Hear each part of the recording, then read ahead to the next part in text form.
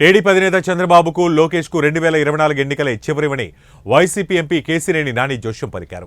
తిరువురు నియోజకవర్గం విసన్నపేట మండలంలో పలు అభివృద్ధి కార్యక్రమాలలో పాల్గొన్న ఆయన చంద్రబాబుపై పరుష పదాలతో విరుచుకుపడ్డారు. పేదవాళ్లు గెలవాలంటే జగన్మోహన్ రెడ్డిని గెలిపించుకోవాలని సూచించారు.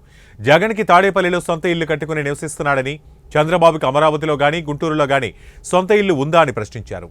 రేపు ఇక్కడ ఇల్లు కూడా లేదు, విజయవాడలో కానీ గుంటూరులో కానీ ఈ ప్రాంతంలో ఎక్కడ కూడా ఆయనకి ఇల్లు లేదు. శుభ్రంగా ఏదో ఎవరో ఇచ్చిన ఇంట్లో ఉంటున్నాడు. ఆయన తాళం వేసుకుని ఆయన సొంత రాష్ట్రం వెళ్ళిపోతాడు ఈ ఎలక్షన్ అవ్వగానే. ఎక్కడైనా సొంత రాష్ట్రం తెలంగాణ, హైదరాబాద్లో ఉంది ఆయన ఇల్లు, ఇక్కడ ఎక్కడా లేదు ఆయనకి.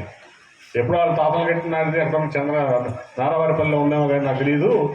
జగన్మోహన్ రెడ్డి అంటే మన జగన్మోహన్ రెడ్డి గారు చక్కగా ఇల్లు కట్టుకున్నారు, ఇక్కడ ఉంటున్నారు, ఇక్కడ నుంచి పాలన చేస్తున్నారు.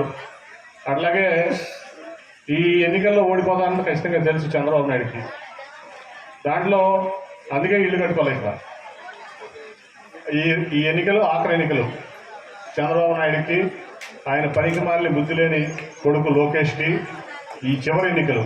టీడీపీ కూడా అంత పెద్ద ఇంద్రావరావు పెట్టిన పార్టీ. నాకు స్వామిదాస్కి చాలా బాధపడుతున్న మాట చెప్పాలంటే కూడా, ఎందుకంటే స్వామిదాస్కి మరి ఆ రోజు నుంచి 30 ఏళ్ళు టీడీపీలో పనిచేశాడు. నేను ఒక దాదాపు 12-13 ఏళ్ళ నుంచి నేను ఎంపీగా ఉన్నాను. అంతకుముందు కొంత విజయేసి ఉన్నాం. అయినా కూడా కానీ బాబు కొడుకులు చేసేటువంటి ఎదవ పనులు, చెత్త పనుల వల్ల పేద ప్రజలకు దూరం అయిపోయింది టీడీపీ. ఎన్టీఆర్ఆర్ ఆ పార్టీ పెట్టిందే పేదలకి, నిరుపేదలకి కూడు గుడ్డ నీడ అనే ఒక నినాదంతో పెట్టాడు. ఆత్మగౌరవం, తెలుగువారి ఆత్మగౌరవంతో మొత్తం కూడా దాని నుంచి దూరం అయిపోయింది పార్టీ. ఓన్లీ పెత్తందారులకి డబ్బు కోసం, అట్లాగే వాళ్ళ స్వార్థం కోసం, వాళ్ళ కుటుంబం కోసం పనిచేసేదానికే ఇవాళ చంద్రబాబు నాయుడు ఆయన కొడుకు పనిచేస్తున్నారు తప్ప పేదవాళ్ళ కోసం కానీ, సమాజం కోసం కానీ, రాష్ట్రం కోసం పనిచేయట్లేదు. ఎందుకంటే మీరందరూ బాగుంటే ఈ రాష్ట్రం బాగుంటుందని భావించేటువంటి వ్యక్తి జగన్మోహన్ రెడ్డి గారు. చాలామంది అంటారు ఈనాడు పేపర్లోనో, జ్యోతి పేపర్లోనో, TV5 న్యూస్లోనో అభివృద్ధి లేదని.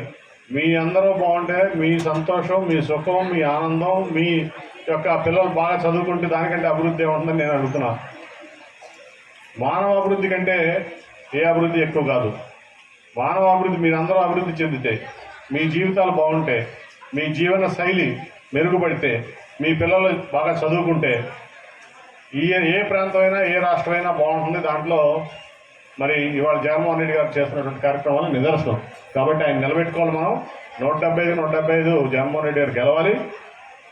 అట్లాగే మీరందరూ కూడా ఇక్కడ భారీ మెజార్టీతో స్వామిదాస్ గారిని గెలిపించుకుని మరి ఆయన ద్వారా ప్రతి ఎమ్మెల్యే 175 ఎమ్మెల్యేలని భారీగా గెలిపించుకుంటేనే ఈ పథకాలన్నీ మళ్ళీ వస్తాయి. ఈ పేదలకి ఒక పెద్ద దిక్కుగా జగన్మోహన్ రెడ్డి గారు ఉంటారు.